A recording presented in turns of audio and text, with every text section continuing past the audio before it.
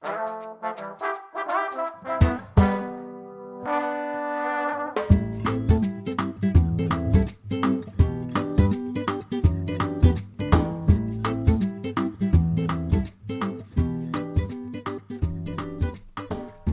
to the Cannabis Cultivation and Science Podcast. I'm your host, Tad Hussey of Kiss Organics. This is the podcast where we discuss the cutting edge of growing from a science-based perspective and draw on top experts from around the industry to share their wisdom and knowledge. My guest this week is Dr. Monique McHenry. Monique is a botanist with a background in plant diversity and evolution. She is the director of the University of Vermont Cannabis Science and Medicine and Plant Biology Certificate Programs, director of the Medical Cannabis Center for Research and Education, and co-director of the Cannabis Pharmacology course at the University of Vermont Medical School. She is also co-founder of the CASE Institute, a plant-based pharmaceutical research enterprise. Dr. McHenry completed her Bachelors and Masters of Science at the University of Colorado and her Ph.D. at the University of Vermont. Now on to the show. Hi, Monique. Thanks for coming on the show today. Hi, Ted. Thank you so much for having me. Yeah, I'm excited to talk to you today. Can we start off with a little bit of your background? Can you tell me a little about yourself? Sure. So my background in plant biology, currently I am a professor in the pharmacology department at the Law and College of Medicine at the University of Vermont. And I was one of those interdisciplinary hires, so I could teach about the different chemicals found in plants and how they affect the human body. And I am the director of the Medical Cannabis Center for Research and Education at UVM, and I run a bunch of our educational programs in cannabis. That's great. I definitely want to talk some more about what you have going on at UVM. But can we start off with just a real basic foundation here in terms of the different classes of cannabinoids? Sure. Basically there's three classes of cannabinoids, and sometimes people misspeak about them. And, even the top level scientists can interchangeably use the word cannabinoids, which can really mean all three. But specifically, there's the endocannabinoids that are produced and found in the human body. There's the phytocannabinoids that are produced by the plant, hence the phyto in front of them. And then there's synthetic cannabinoids, and those are produced in the laboratory and sometimes used for therapeutic treatments. So as a cultivator, we're obviously most interested in phytocannabinoids. What are the different types of cannabinoids, and how might we cultivate for best practice in terms of selecting for not just better yields, but also consistency? And I know that's a big question. So. Right. Yeah. I mean, if you take a step back and we think about what phytocannabinoids are, they're a secondary metabolite that the plant produces, and the plants produce tons of secondary metabolites. And secondary metabolites are usually synthesized for specific functions, where your primary metabolites are synthesized for essential functions. So these secondary metabolites can often be produced very inconsistently between plants that have are genetically identical. And it sometimes is due to the environment. Sometimes we don't know why the plants produce, different chemicals at different times. And so with phytocannabinoids, the research has been going on for a long time. There's papers back into the 70s as to why different climates have plants that are producing different amounts of THC, delta-9 THC, for example. And it seems to be that different stressors sometimes cause the plant to produce more phytocannabinoid, especially delta-9 THC, and other environments can seem to make more yield. So the plant actually produces more, in this case, biomass being flower of the plant, but the chemicals might be at lower levels. So the percentage of THC per gram might be lower in those plants in different growing environments. I wanted to touch on that with you. So is there a sort of a genetic maximum in terms of the amount of THC a plant can produce, and therefore the variance in vegetative biomass would determine the concentration of THC in the flower? Well, Ted, I mean, I think that's probably $1 million question. Excuse the cliche there, but Okay. There has been some hypotheses in the literature that there is this dilution effect where, there is a maximum, and whether it's a genetic component or something else in the biosynthetic pathway, we don't know, but there's a maximum of what the plant can produce in terms of, particular phytocannabinoids. But it doesn't seem like anybody has really had solid evidence to say yes to that or no to that. Okay, so it's a possibility, but we don't know.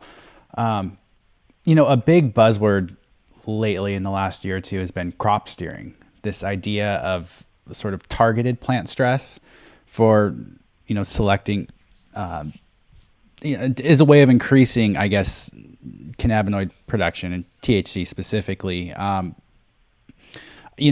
been of the impression that every real life facility has plant stress, and I'm still at the point where we want to reduce it, but do we know enough from a research perspective to really figure out like what triggers really work across the wide range of genetics that we see in cannabis production right now? Possibly. I can give you some literature that's out there. So back in the 70s, actually specifically 1975, Kaufman and Gentner, these two authors, published a report, and they found that low magnesium increases the amount of THC and CBD content. And so I think, a lot of cultivators out there right now play with their calcium and magnesium ratios. So there is published literature out there that suggests you lower the magnesium, you increase the THC and CBD. Other stressors that have been shown to, I guess, increase the amount of THC is UVB radiation. So in the 80s, a paper by Linden and colleagues said that plants with higher levels of UVB radiation had higher amounts of THC. And then we can go to recent papers, like I think I've actually had a podcast with Kaplan. He was a graduate student up in Canada, and he has a lot of work published. And so his stuff from 2018, where he intentionally, applied drought stress, and he found that that if you increase intentional drought 7 weeks into reproductive stage, you have these major phytocannabinoids, so THC again, increase. Yes, I did have. I had Darren Kaplan on the show a while back. Yeah, that's right. Yeah. It's wonderful to see the new research that's coming out. Some of the more common practices that I've seen are, more extreme pruning, removing all of the fan leaves, and also targeted drought or nutrient stress, some sort of osmotic shock towards the very end near closer to a harvest date, maybe anywhere from a week out from harvest. Have you seen any research on either of those topics? Yes. So the intentional drought was that's Kaplan. He did that, and I haven't seen any published literature on selective pruning yet, but I don't want to doubt that it's out there. We haven't done anything like that at UVM. We've definitely done, played with amount of nitrogen, and found just Kaplan again during his PhD did another study on changing the amount of nitrogen, and there is a sweet spot where you get a maximum biomass yield and highest percentage of THC. And he published that work, and UVM has put out reports on it too. So nutrients are key, absolutely. Some of the work we did at UVM showed that, if you add too much of, kind of premixed bottle-made nutrients, sometimes it's just leaching right off. We checked our runoff and we found, well, that was pointless. And you do increase the biomass of the plant, but you see that dilution effect with THC, where you don't have the same percentage of THC per gram that you would have in plants that are actually producing less biomass. Oh, that's really interesting. So you had two genetically identical plants and one produced significantly more biomass than the other under, slightly different nutrient conditions. Is that right? Absolutely. Yep. So we saw that with THC. With CBD, it was a little bit more consistent, and it seemed like when we, applied some stresses to the plant or changed the nutrient regime with CBD, we didn't see that dilution effect as much. And again, genetically identical plants, so they were clones of the same plant. But with THC, we definitely saw that, you hit a point where you seemed to kind of maximize the amount of THC the plant would produce, even though it would produce more plant matter in dried flowers. But with CBD, we didn't quite see that in a couple of years of trials.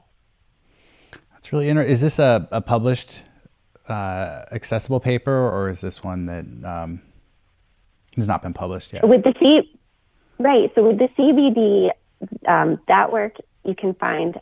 It's Dr. Heather Darby writes reports every year, and she puts them up on the industrial hemp website at the UVM through UVM extension program. And so you can see the results of, the different nutrient gradients as well as, everything I mentioned there for CBD. For THC, that work isn't published because it was done in conjunction with a dispensary here. It couldn't be done at UVM because of the legality issues. Oh, that makes sense. Can you talk to me a little bit about the UVM program and what sort of offerings you guys have, as well as some of the research that you're currently doing? Sure, I would love to. I did want to mention there was one other thing, hormones. Did you want to get into that? We have, I know, yeah. Absolutely. So yes. People are also, I think, applying jasmonic acid, right? And there has been a paper recently published by Apicala and colleagues in 2021, so just last year. And in that, they show that jasmonic acid, so JA, as a lot of people know it as, after 2 weeks, can increase the amount of THC. So that's another thing some cultivators have been doing, is using these plant morphogenes or plant hormones applied to different stages of flowering to see what changes the amounts of phytocannabinoids there. But sorry for that interruption. I would love to talk about the UVM program. Well, why don't we talk a little more about hormones while we're on the topic, and then because we have plenty of time still. Right. Perfect. That's really, I actually just saw an interesting paper on triacontanol from 2020 by, I'm going to mispronounce the name, Shayastul Islam. I reached out to him directly, but one of the challenges is, since he's not working in cannabis and he's in another country, it's sometimes hard to get those folks to come on the podcast. But what sort of research are you seeing around plant growth hormones, or what sort of maybe speculation do you have of what might work well with cannabis or hemp production? Well, I mean, if I think about the plant's reaction to, different plant morphogens or wounding, so like you said, selective pruning, there's usually a spike in calcium levels. And I would say that's almost a stress. And when you have a calcium spike in plants, just like you can have in humans as a stress, I would hypothesize that could increase the amounts of THC. But I haven't really seen anyone delve into that science yet. But, that seems to be an expectation, at a more scientific level of what is going on inside the plant. And so, what hormones would cause that reaction in the plant, I don't know, jasmonic acid seems to. Auxin is another huge plant hormone or morphogen, some people like to refer to it as, and it's responsible for cool things like sunflowers turning towards the light. It collects in the bending side. So perhaps hormones or morphogens like that are involved in some of the phytocannabinoid inconsistencies, but I haven't seen much in the literature on that. So I don't know what other hormones, I would suggest besides the ones we've already talked about. Yeah. So for folks that, I guess, as an organic producer myself,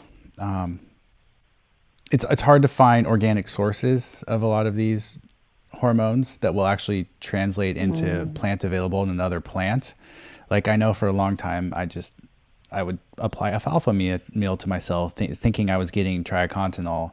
But in reality, from talking to a plant hormone expert, it sounds like it's quite difficult to do. Like it decomposes rather rapidly unless applied at high levels, like an alfalfa mulch.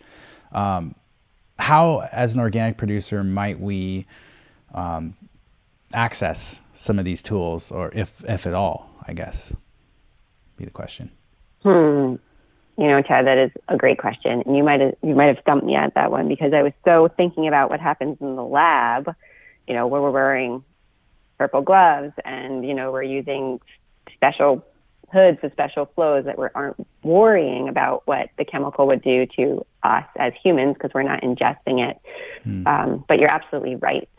If you're trying to grow something organically, what would be a good source? I might have to think about that and talk to some of the people at UVM Extension to see what ideas they would have, because I don't know, because we're not necessarily doing that in the lab, and these papers that I'm talking about, these other researchers aren't necessarily doing it in the lab.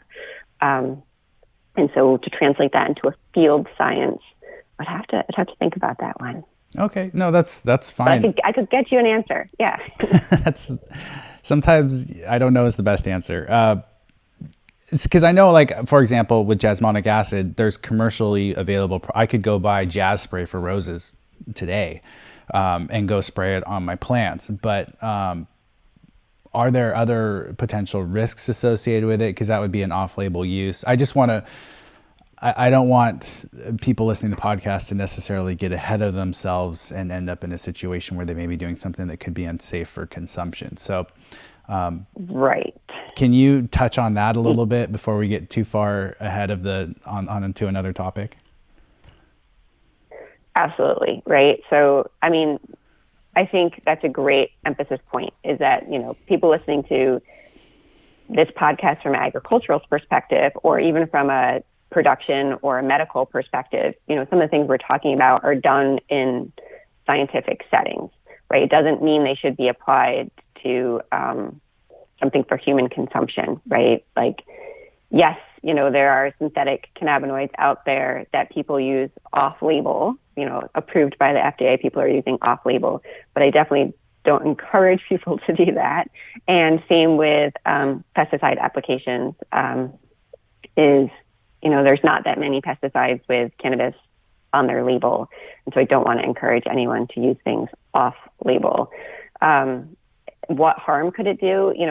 We don't know, because there haven't been those same kind of studies, or if they are, they're in their infancy, a couple years in, of, at what point is it safe to apply certain pesticides to cannabis, because, it will be inhaled. And a lot of people say, well, why can't you just compare it to the tobacco industry? And that's a whole can of worms. Do we really want to compare it to the tobacco industry? Mm-hmm. I don't know. I don't know if it's safe to answer that question, but it's hard, because you can't really compare cannabis to lettuce. Probably 10 years ago, we were writing white papers to try to help legislatures determine, what levels of pesticides are safe, and, when can they be applied, what levels of residues. And the truth is, you can suggest what is known about other crops, but with cannabis, there's not enough quite known yet. So as you all know, especially people in different states, every state has its own list of allowable levels, and sometimes it's not based on science, unfortunately. Yeah, that brings up another question for me. You've listed some great research to support some of these ideas and concepts. And as a curious grower, I'm always looking for more information, trying to learn more. What resources does the average layman have for finding information like some of the ones you listed? How do we go searching for that? Because if I go to Google Scholar, I can type in magnesium, for example, and THC and get probably like a ton of different hits. What do you recommend? Are there any like publications to follow or anything that you really like to use for that sort of thing? Well, Ted, I think you kind of hit the nail on its head there. You had a great suggestion. I mean, that is the most path of least resistance is to look in Google Scholar. And then, a trick there is to, once you find a publication that's interesting, if it's older, look at the papers that are citing it. And a lot of our public libraries, or, if you're connected at all to any kind of research institute or university, then you have the availability to do what's called cross-library loans. So even if your public library doesn't have that resource electronically, you could ask the librarian, the reference librarian usually, to help, ask for that from a library that does. So, it is a little more challenging to get access to some of these articles. And fortunately, a lot of things are open source now. So they're still peer reviewed. So they still go through that scientific rigor, to get up to publication status, but they don't cost money. Because unfortunately, the ones that aren't, it's quite expensive. It's like $35 to download a PDF of an article that I'm referencing. Mm-hmm. But yeah, for the layperson, I think Google Scholar is a great start. And then they're looking at the sources that cite it. Review articles are a treasure, right? So if you have a scientist that basically compiles the literature and finds, everything they can, publishes it as a review, a little slice for that particular time of all the past research done, those are huge finds, as well as textbooks too, especially textbooks that are going to have a reference list so that somebody took the time to actually find if this information was scientific or not. And I think there's some up and coming, cultivation books out there that are helping the old kind of Bibles that people have used in the past. Oh, that's wonderful. I wasn't aware of any upcoming books. That's great. One question I thought about as I was listening to you talk about research is, how does one extrapolate research effectively? Because I realize what happens in the lab doesn't necessarily translate to commercial production or real life production. How do we take say some of these ideas and translate them into actual production in a way that makes sense without drawing too many conclusions? Like, for example, like I did with the alfalfa and tricontinol would be a great example. Like, I see that tricontinol has these benefits, so I make this assumption. The work wasn't done on cannabis. Like, what can we really do there as from a cultivation perspective? Great. So, I think there's one way for the brave people is in any article, you're going to see a corresponding author, and it will have their contact information, usually an email address. And just, ask the author first if they know a different way or how to translate what they did in the lab to the field. If not, you can ask the, knowledgeable people at your local hydroponic or garden store, right? If they know a particular methodology to utilize, jasmonic acid. But like we talked about with cannabis, it is harder because, again, you'll probably be using things off-label and perhaps, like you were saying, incorrectly. So I mean, really, the best answer is for people like you to have these awesome podcasts where you have researchers who say, oh, yeah, this is exactly how you should do it. But, or you take a class. There are a lot of cannabis classes out there where, like ours, we bring in subject matter experts who go into detail, and you have question and answer sessions. But yeah, it's basically getting the scientists behind a microphone so they can help answer. Yeah, and I do want to caution people from drawing too many inferences from a paper, like even just, for example, the Kaplan paper on drought stress would be an example of this. Like, he got a very statistically significant response with a very particular cultivar under very specific conditions that may lead us to believe there's a trend there, but there's absolutely room for replication over time with various cultivars under various conditions to see if this is actually the case. I think we're still in our infancy in cannabis in that regard, and I just hear a lot of people confidently saying things in the cultivation space based off of one paper or one idea that maybe we need to just take a step back and take a little more of a wait and see process as we do more research, I guess. I just want to throw that out there for folks. No, that's a good idea. And, Chad, I would really encourage anyone working for a larger cannabis company to encourage the company to have a small side R&D room, right? So that you can explore this. Obviously, if you had a huge cultivation facility or field, you're not going to want to blindly apply a stressor to it, and because it will affect your yield, right? I mean, it's what I was saying and what we were seeing is your yield does go down, even though your percent of THC goes up in lots of cases. And, it would be great if everyone had a ability to do a trial run before they, applied some of this on their whole crop. But yes, you're right. We are in our infancy, and people shouldn't get carried away. Well, the biggest challenge I see with facilities is, one, they're just swamped with the day-to-day, and two, they don't always have the tools to apply, proper scientific methodology and rigor, and then understand how to collect that data in a way that they can get,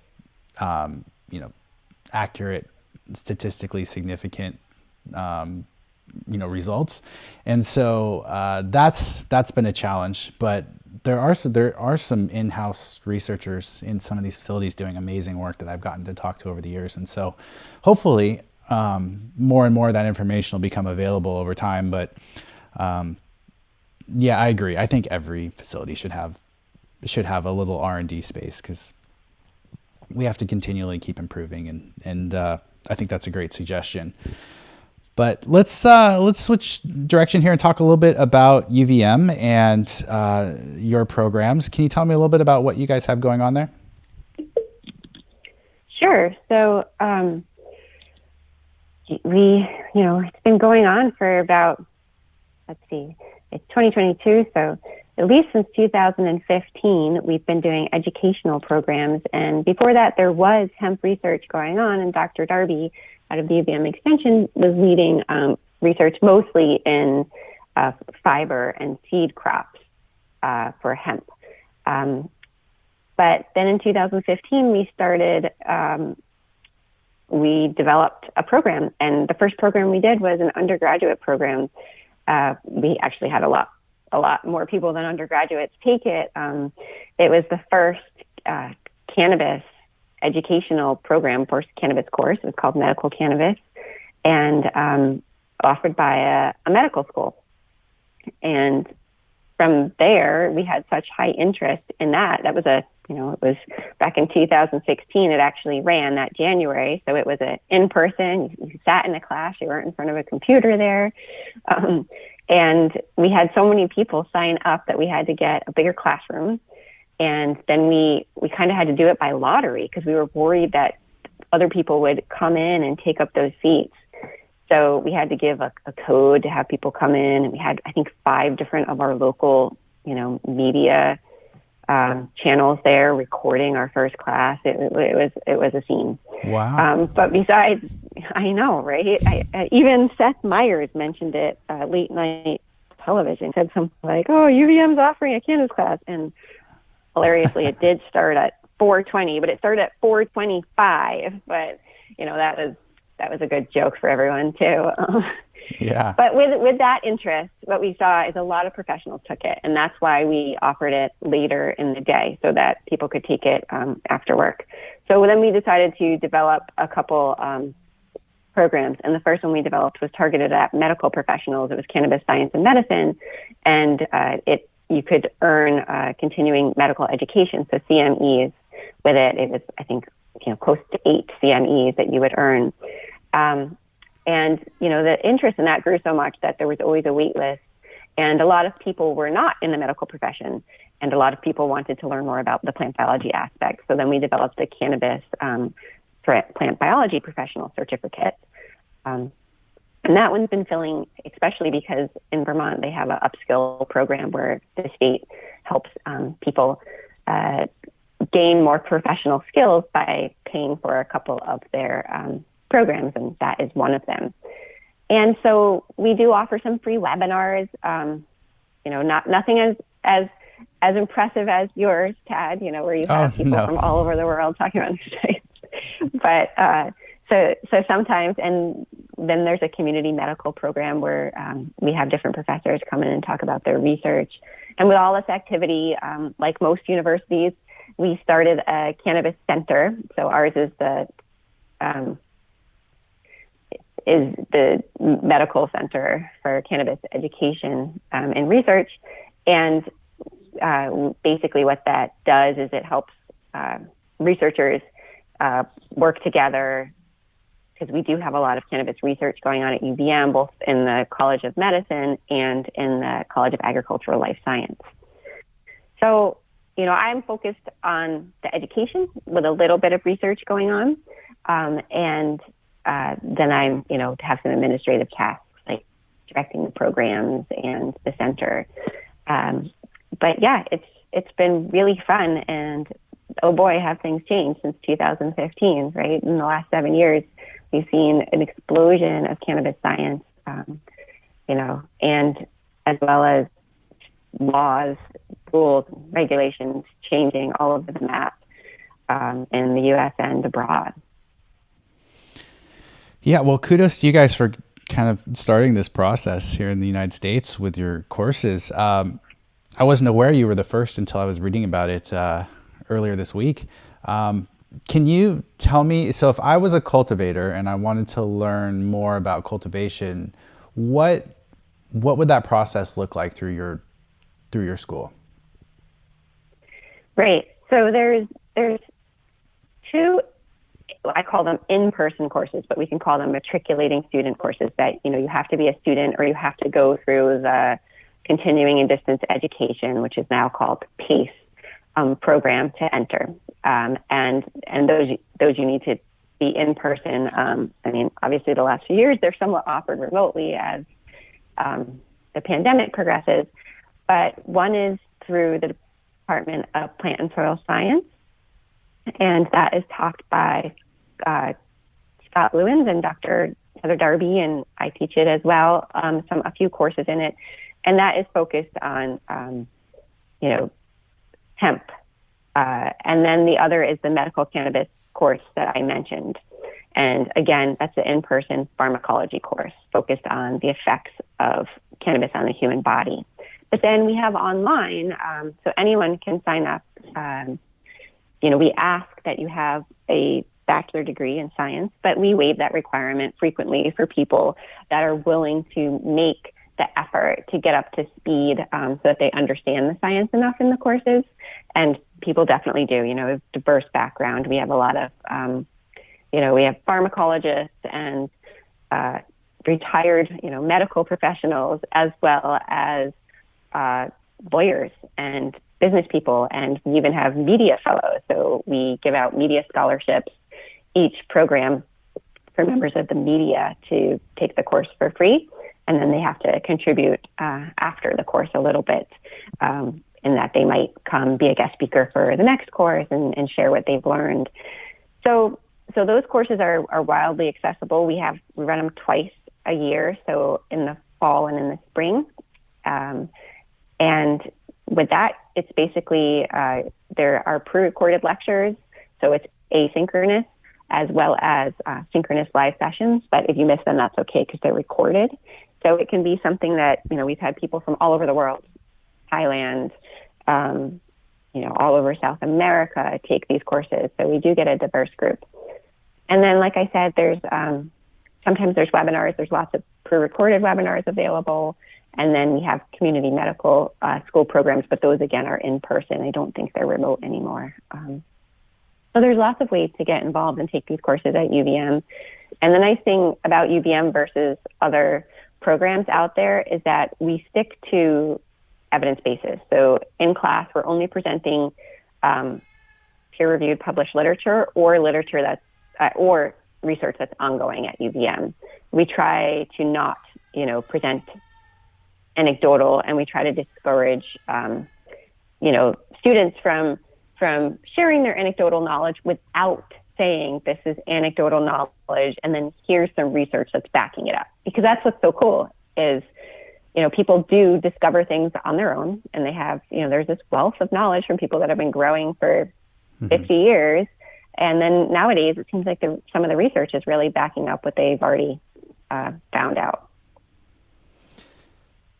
So I'm looking specifically at the cultivation one here. It's a professional certificate in cannabis plant biology. Is that the one that you're referencing in regards to, like, say, a cultivator who wanted to take a course? Is that the best option?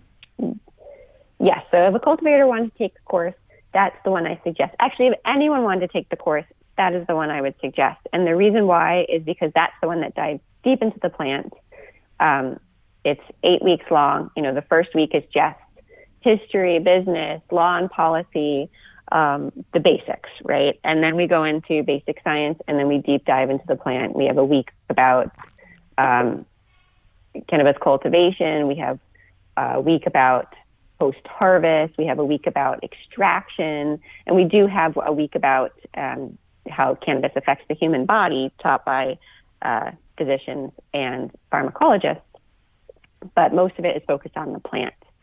And in the past, then we would offer our medical cannabis or clinical modules a la carte. And we're just in the process of kind of updating those, and we will be offering them again. So if you took cannabis plant biology and then you thought, I really want to know more how cannabis affects the human body, you could then go on and take, a module called cannabis and the endocrine system. So I would absolutely say, for anyone interested in cultivation, start with plant biology, or anyone in general, start with plant biology, unless you're specific, and just want to learn about how cannabis affects the human body. Okay. Well, we're recording this right now in June. It looks like it starts end of September. It's purely online and an 8-week program with a time commitment of about 8 to 10 hours per week.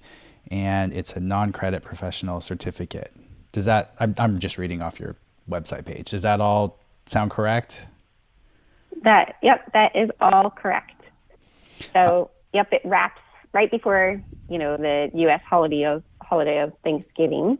And so it runs this fall, and then it will run again next spring. Oh, okay. And I love that you mentioned here that it's fully online, evidence-based program. That sounds wonderful. What sort of research? So many of your professors are teaching and then also doing research. Is there a student component to the research as well, or is that, I guess, how does that work at UVM? Yeah, that's a great question. So because it's fully online, the participants in the program are not actively doing research at UVM. We have had a lot of students come and tour our glasshouse facility or our field research. But the student research component of it is in the second to last week, we turn the educational component over to the student, and they design a presentation. So we utilize a bunch of online platforms where students are actually recording themselves doing a presentation for their peers. And a lot of people think that is the best part. It's their a great learning experience. And we do have people that are presenting on laws or business proposals, but a lot of people think up research projects, and some of them actually go on to do them. And so they're getting feedback from our team of, different subject matter experts on their particular proposed research. And then obviously if they do them, we want to be involved and hear about each step. But as far as hands-on, in-person, in the lab, the field, or the glass house, this course is not that, because it's online. Sure. And what sort of feedback have you gotten on the course, or any stories of folks who have taken the class and utilized that in their professional career? Yeah, I mean, we get pretty good feedback from it. It usually fills every session, and I think people like the learning experience online. A lot of people, it's new to them to learn online like that, but it's become increasingly popular in the last few years to learn online.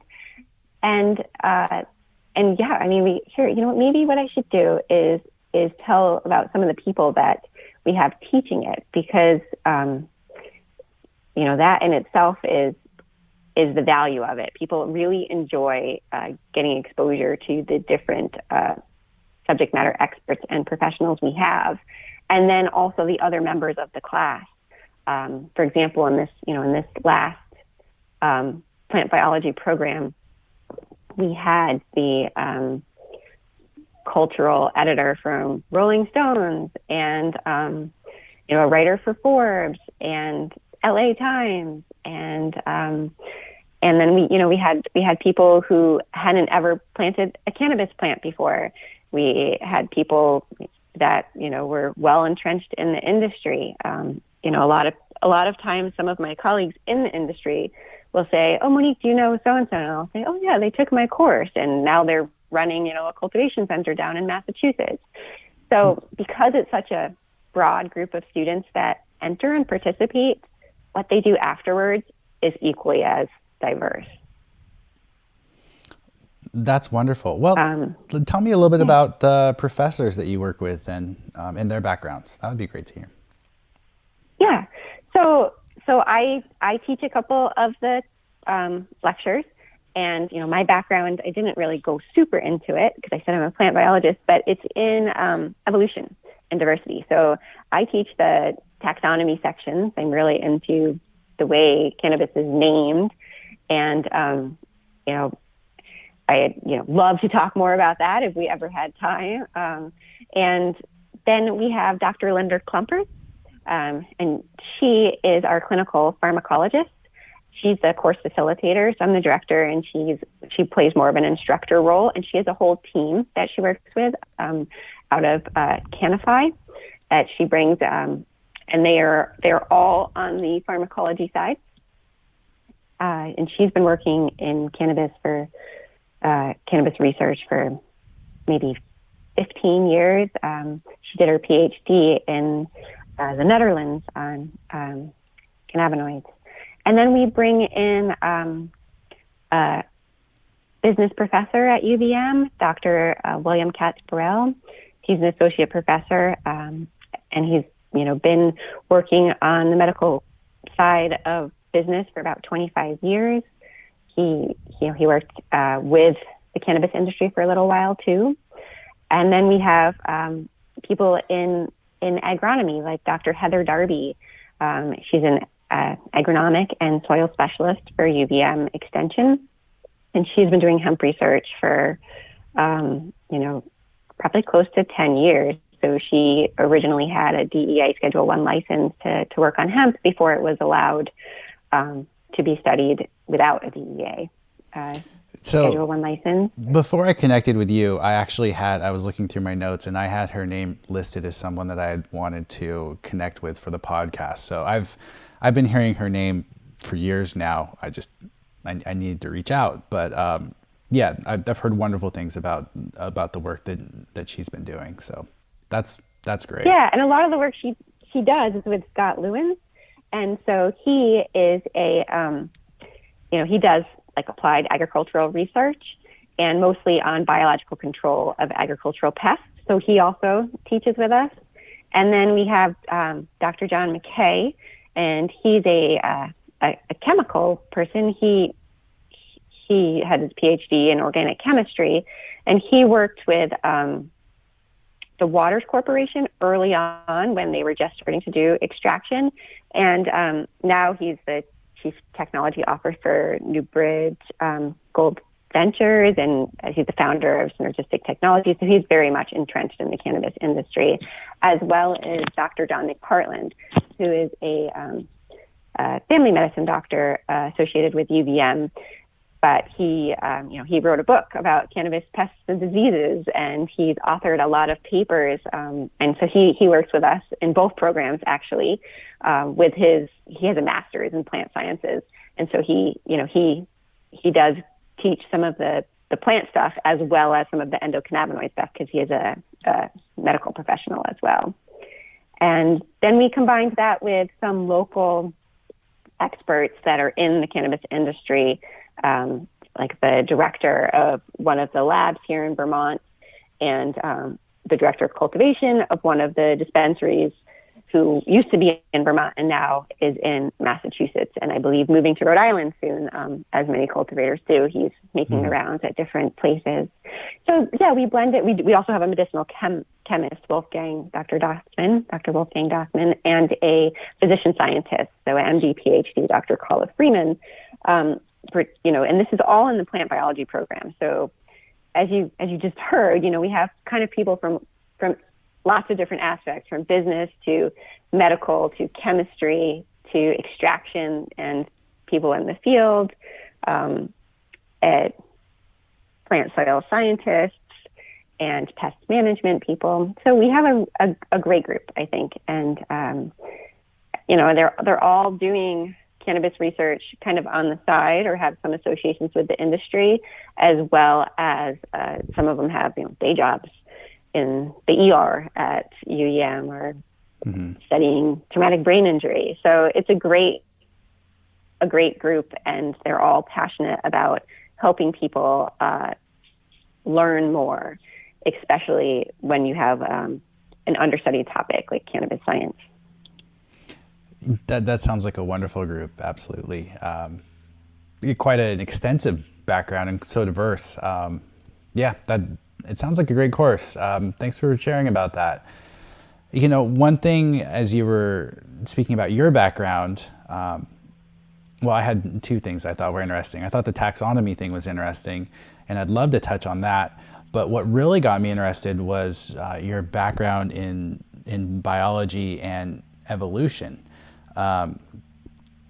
In the soils soilless media that we're using, what the industry calls living soil, but is really probably better described as very fertile soilless media, we see a higher, at least qualitatively, higher levels of biomass and activity in these living soils than I see in traditional agricultural soils, or even traditional soilless media.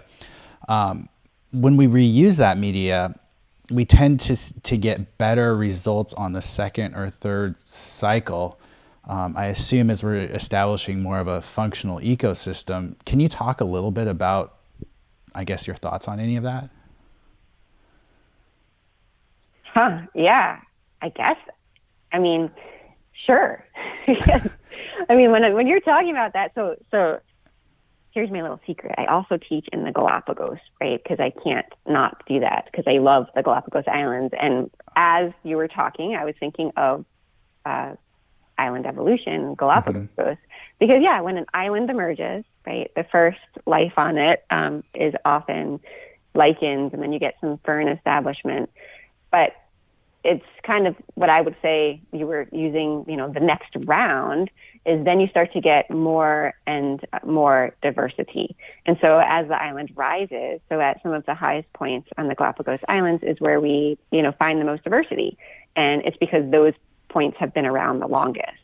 So perhaps we can relate that to what you just said in that, you're using a soilless medium and soilless cultivation. And, it takes a little time to become established because you have those pioneers that are first colonizing it. And sometimes it takes those pioneers to attract other, I don't know in this case if it's microbes or, abiotic factors. For those to collect, you need the pioneers. And so that, that would make perfect sense from an evolutionary standpoint. And then you probably get to a point that, your medium is not as useful, I'm guessing, because some of the material is used up by the plant. Do you find that too, Ted?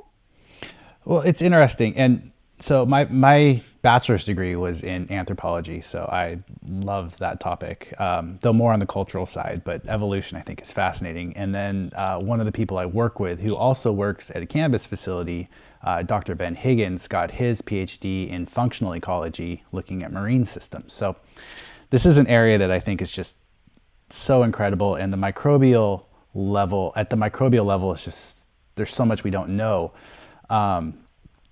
So I really love this topic. What we find in these soils is we use a large volume of soil, usually in a bed, rather than a small container. And that seems to be critical for establishing the right microbial populations, and as well as managing fertility. But what we see is every cycle, since it's closed environment agriculture, we're not getting the same inputs into there as we would, say, agriculturally outdoors. We're removing organic matter every cycle, we're removing nutrients, and those are leaving the facility in the form of the cannabis biomass. So we have to replace those every cycle. But we find that if we are testing the soil and managing the media appropriately, we can continue this process for multiple years with multiple cycles per year, provided we're managing pests and managing fertility correctly, and then we don't have to move the media in and out of the facility. I don't know from an evolutionary perspective how microbially that may change or may have an impact. The biggest issue we've had to face, at least that we're aware of, is more managing sodium when the cultivator doesn't have the ability to have a runoff based on the design of their facility. That can be a challenge, or certain nutrients can build up, or if we get something awful like a root knot nematode, cannabis aphid, some of these things, depending on the facility's ability to manage them, can be a real challenge too.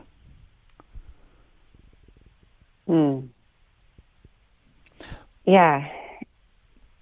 But around this topic that I think is interesting is the way we would research it, I think, is really, really tough, because it adds such a layer of variability or the number of variables and vectors to what traditional, agronomy would want to do at a research level.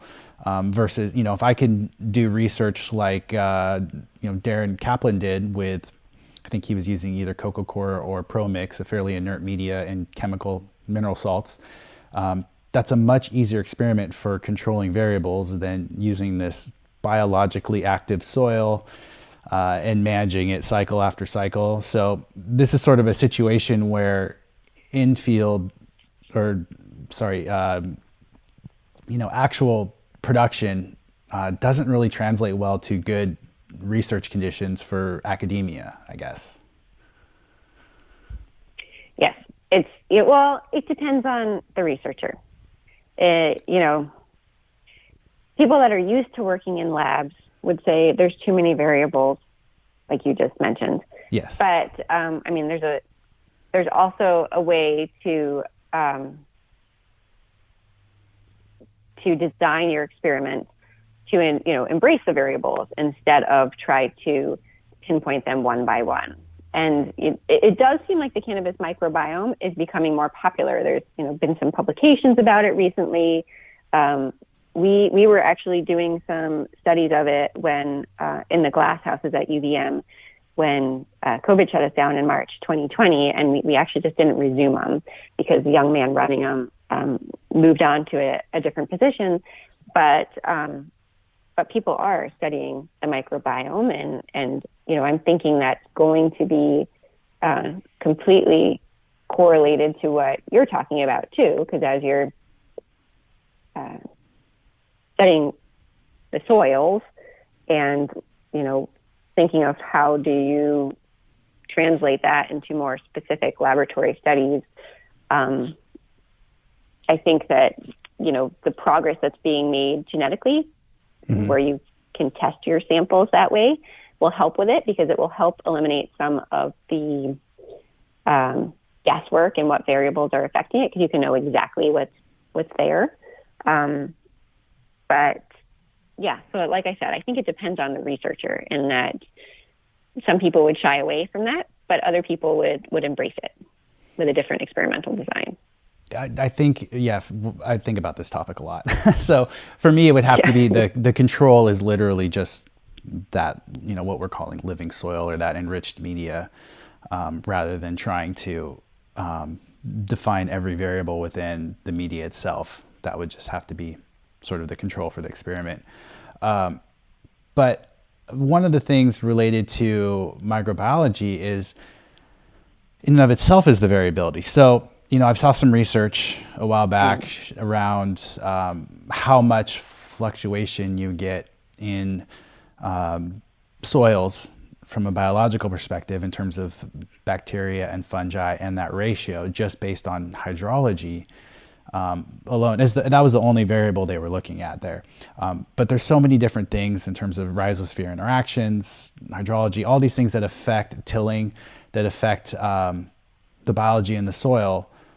How do you feel like it's even possible for us to really ever fully understand what's going on or make assumptions based off of the microbiome in our soil?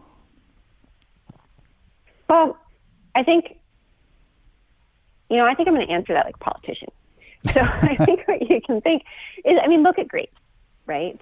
And so you develop a terroir, right? And so as cannabis becomes accepted as more of an agricultural crop, you, instead of trying to pinpoint exactly what's changing, the production of every secondary metabolite, you categorize it in some way, and you name it, using some kind of system. The problem is, I think you have to create a system, and everyone has to agree. Mm-hmm. And you have to know there's going to be some inconsistencies. But, that changes when you're trying to use something therapeutically, right? Because, wine is not necessarily used therapeutically. So there's a little bit of inconsistency. They're still going to be able to determine the alcohol level. And so they slap that on the bottle, but it might not have the same taste that you would expect, but it's not going to change the way, it's helping somebody therapeutically, because it's not being used that way. So I think there's two factors, right? And that if we really truly want to understand what's going on in the cannabis plant, some of it is going to have to be done in a very controlled setting. Mm-hmm. But if we want to think of it as an agricultural crop and not necessarily something that's used solely therapeutically, then we have to embrace it and just come up with, some kind of system that can categorize it like we have with wine. So taking that to a microbial level, I know right now that we have classifications around certain bacteria, for example, as being phosphorus solubilizing or nitrogen fixing. So some of those sort of classes already exist, but as I understand it, a lot of times it's I guess a sort of a symbiotic relationship where it's more than one microbe working together that creates the sum of something greater than its parts. How do we really begin to classify and understand what's going on there? Right. Well, with that, I mean, I think we do need to scale back and look at things one-on-one. For example, people are using mycorrhizae with cannabis. Do they even colonize the roots? I haven't seen publications that say, yes, you could say that if you add mycorrhizal to the soil, that you can get more yield. But like you're saying, there's a lot going on in the soil. So it might not just be that. But if we go really in depth, and look microscopically at the roots, do we see colonization from mycorrhizae?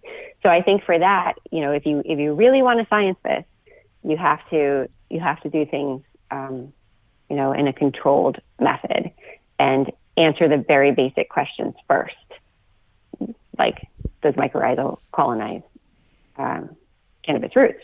Mm-hmm. And then you can move on.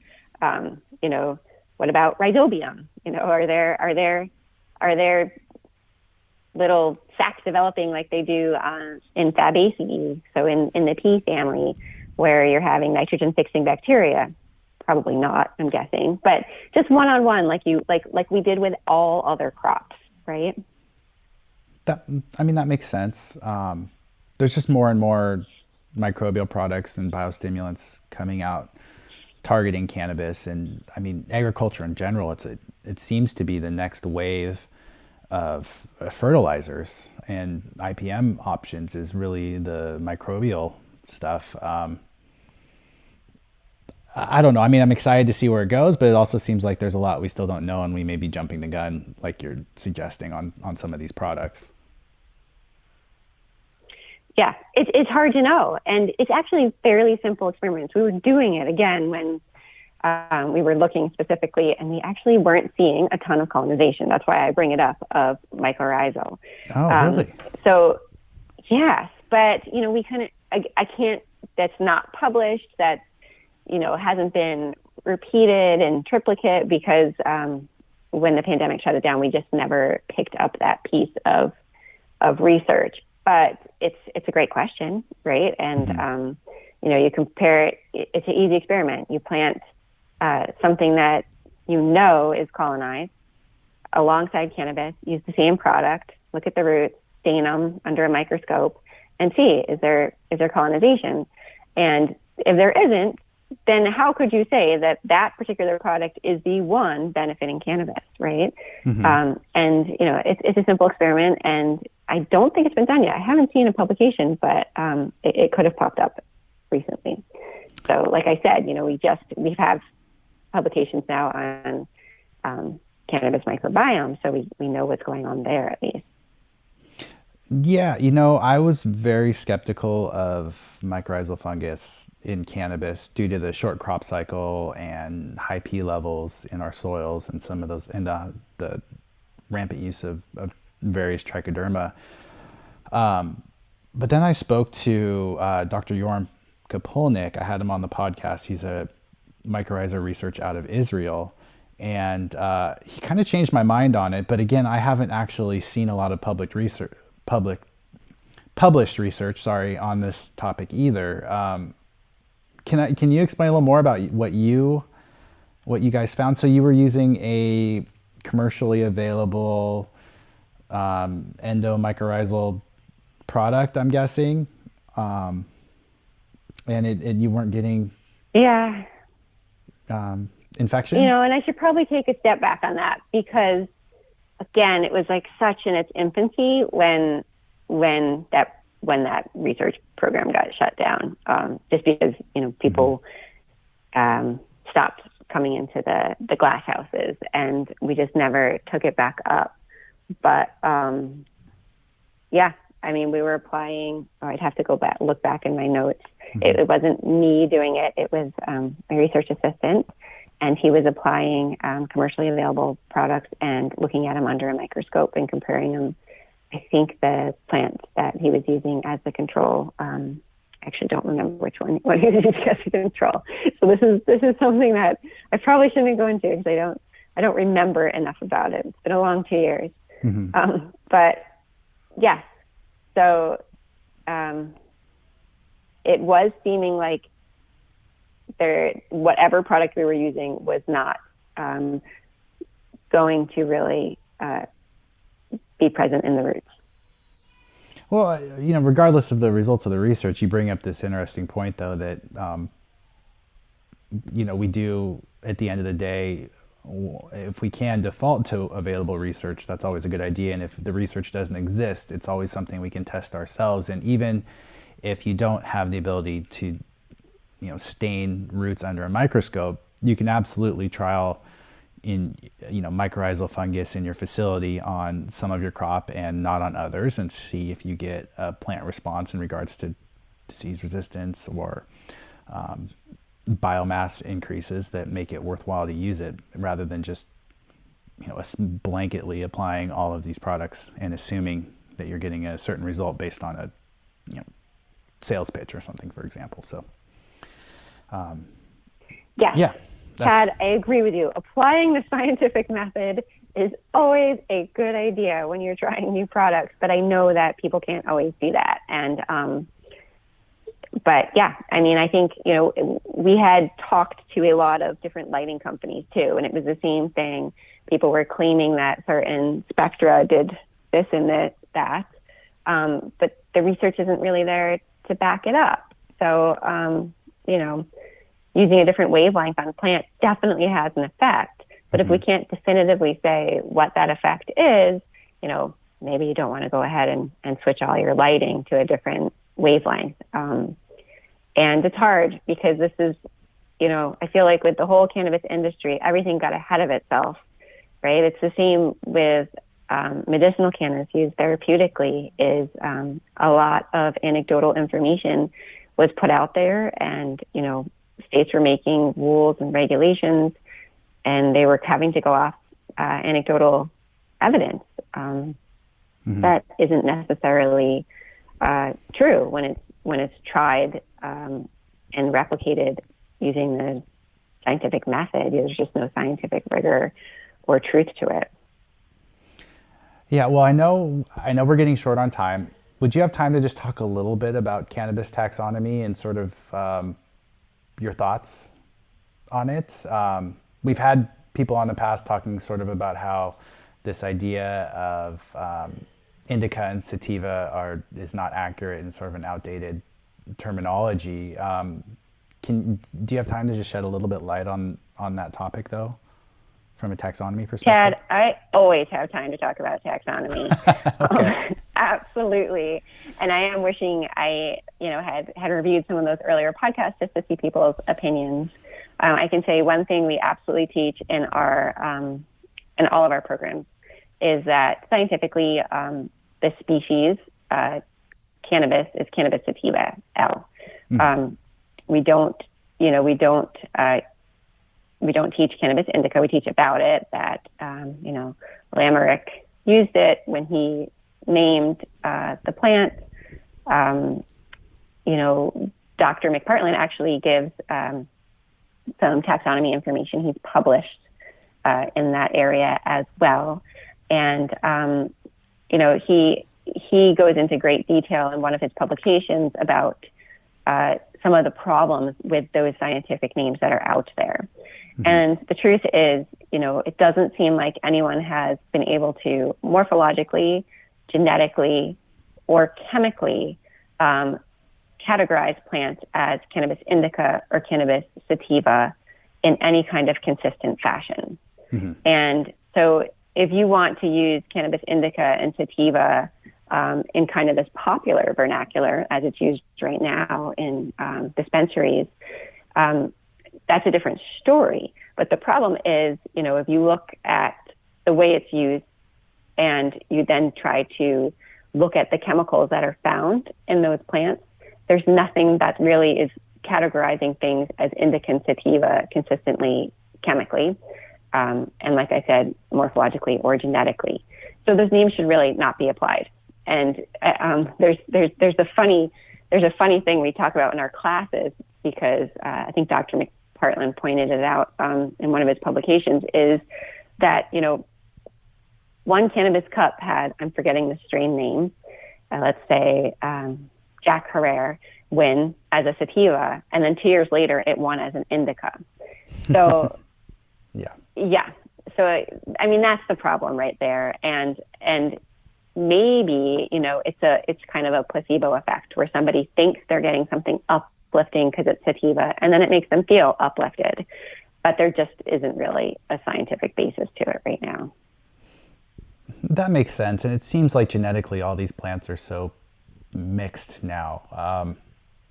There really isn't anything that one could say is purely one or the other. But for years, people would say, oh, that plant's a sativa based on its growth habit or based on the therapeutic effects they may receive from it, and vice versa.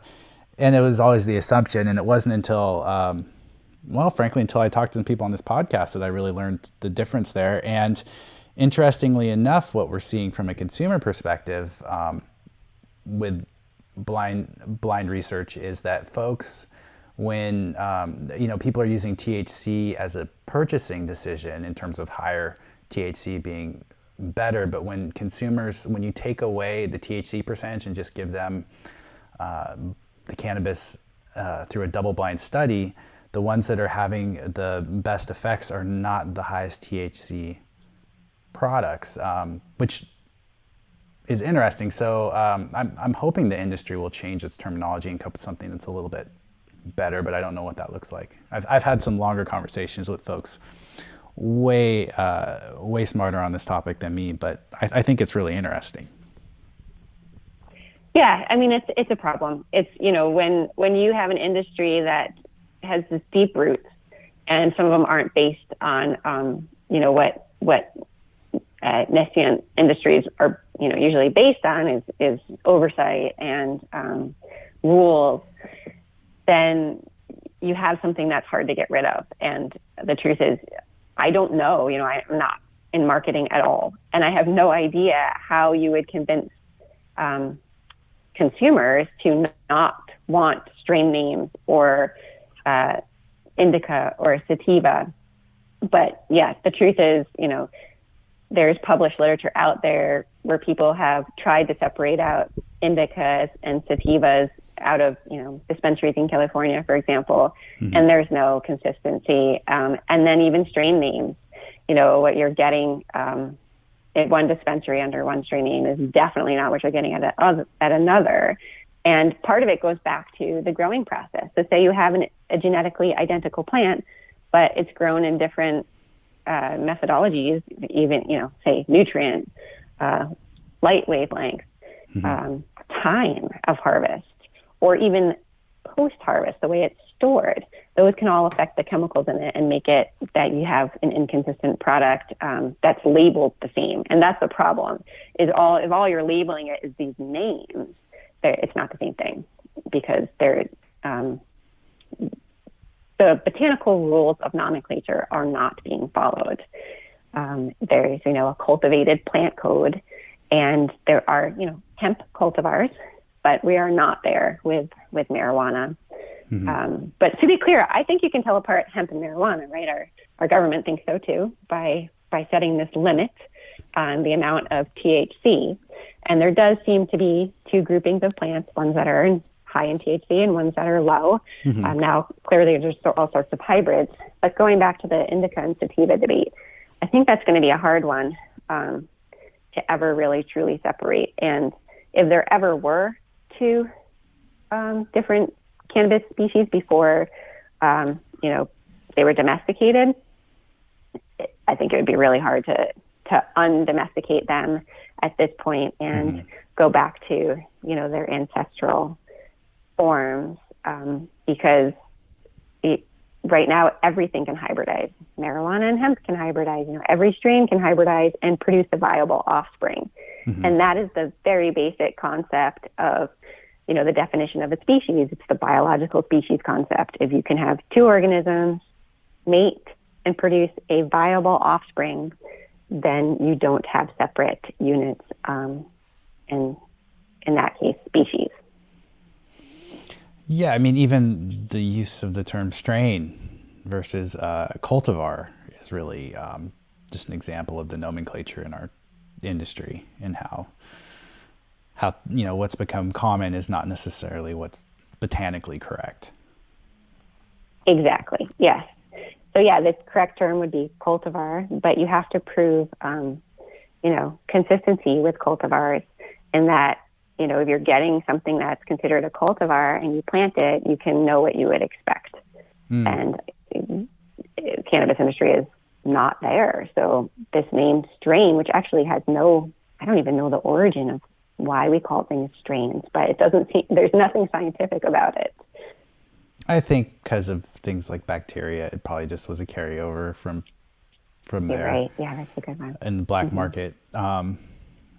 I don't know, but wouldn't it be called a cultivar because it's not a variety, because it is something that's been cultivated by humans with an intended purpose, as I understand it from a botanical perspective, but I could be wrong. What else would we call it, even with the genetic diversity that you see across, a given plant? You'll call something a cultivar once it hits that, kind of standardization that a cultivar would require. Because that is, cultivars, it doesn't, so you have a species, right? And then you'd have a cultivar. So if we take corn, for example, like Zea mays, and then if you're buying a cultivar of Zea mays, you'll have that half parenth, and it will say like super sweet, right? And so that's eventually what cannabis should be. It should be cannabis sativa with the cultivar name, and that's what people would be used to buying in current agriculture, is a cultivar. And you plant super sweet, and you're not going to get flower corn, right? You're going to get corn on the cob that you eat. Yeah. But yeah, that's not really happening with marijuana right now. Hemp, you can definitely import hemp seeds, like Finiola, for example, is a cultivar of hemp, and you can get what you expect. And I think part of that goes back to following the rules for the botanical nomenclature, because there's ones for cultivars too, and then oversight of following those rules. I didn't know all that. That's really interesting. Yeah, thank you. Yeah. Well, we've been talking for quite a while. I know you're busy. I just want to thank you for your time today on the show, and I hope folks will check out the program that you have, and I'll include links to all that on the podcast page if anyone wants to go back. And I'm going to try and track down what research I can that you mentioned as well, and put that on there too. So thank you for your time today. Sure, it was a joy. Thank you so much for having me, Tad.